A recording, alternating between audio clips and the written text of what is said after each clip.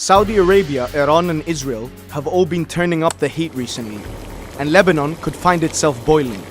The country may be on the brink of conflict, and here's why. Alarm bells went off when Lebanon's Prime Minister Saad al-Hariri resigned unexpectedly during a trip to Riyadh. The announcement came shortly after Hariri met Saudi Arabia's Minister of State for Gulf Affairs, Thamir al-Sabhan. Now, constitutionally, Lebanon's government strikes a balance between the different sects in the country. The president needs to be a Maronite Christian, the prime minister a Sunni Muslim, and the speaker of parliament a Shia Muslim. And after 2 years of political deadlock between 2014 and 2016, a consensus was finally reached, with elections being held and a government being formed. The current government is split into two blocks: the pro-Assad March 8th Alliance that's led by Hezbollah and supported by Tehran, and the anti-Assad March 14th Alliance that's supported by Saudi Arabia. When Hariri resigned, he broke the political balance, swaying it away from its backers, Saudi Arabia, while pointing fingers at Iran-backed Hezbollah, criticizing Iranian meddling in Arab affairs, and claiming to be under threat of assassination.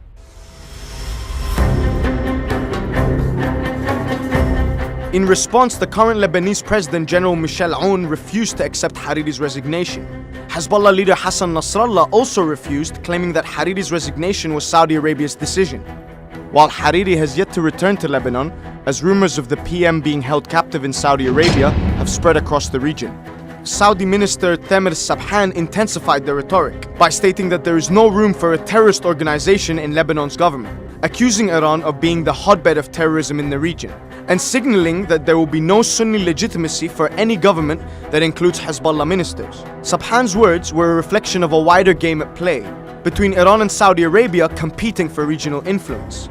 Iran appears to have the upper hand, winning in Iraq, Syria, Yemen and Lebanon in what has been described as the Shia Crescent. 2 weeks ago, Iranian President Rouhani had rattled some feathers when he spoke about this geopolitical advantage.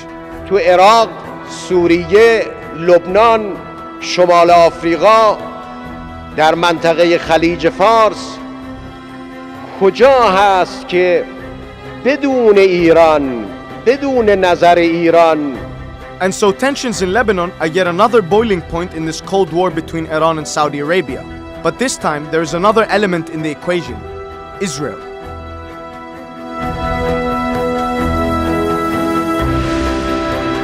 The enemy of my enemy is my friend.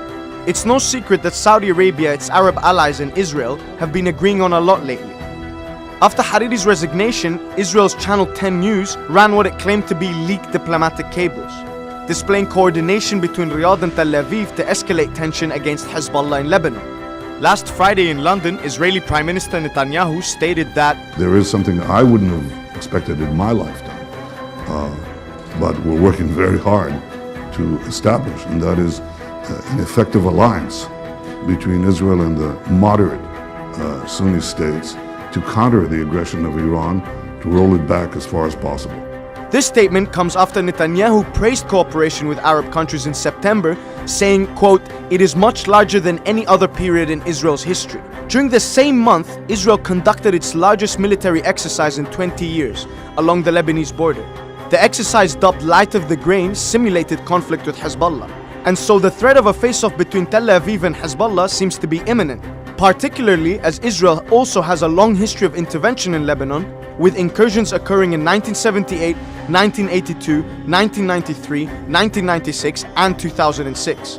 Meanwhile, the Trump administration has threatened to scrap the Iran nuclear deal and has increased its effort to target and sanction Hezbollah. President Trump himself has also been tweeting in favor of Mohammed bin Salman's shakeup in Saudi Arabia, further alluding that the US, Israel and Saudi Arabia are all on the same page when it comes to regional developments.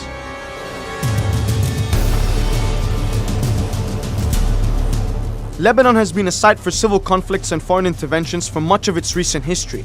The latest moves by Israel, Iran, Saudi Arabia and the US could possibly see the country plunged again into a full-scale war.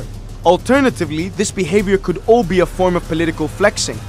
But can there be so much smoke without any fire?